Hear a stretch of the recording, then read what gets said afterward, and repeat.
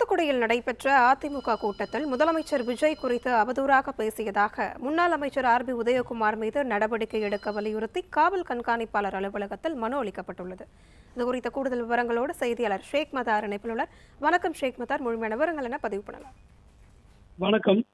தூத்துக்குடி மாவட்ட அதிமுக ஜெயலலிதா பேரவை சார்பில் கடந்த 8ஆம் தேதி நடைபெற்ற கூட்டத்தில் முன்னாள் அமைச்சர் ஆர்.பி. உதயகுமார் கலந்து கொண்டு பேசும்போது தமிழக முதல்வர் விஜய் குறித்தும் நடிகை திரிஷா குறித்தும் அவதூறாக பேசியதாக தூத்துக்குடி மாவட்ட தமிழக வெற்றி கழகம் சார்பில் அதன் நிர்வாகி கௌதம் தலைமையில் மாவட்ட காவல் கண்காணிப்பாளர் நேரில் சந்தித்து புகார் மனு அளித்துள்ளனர்.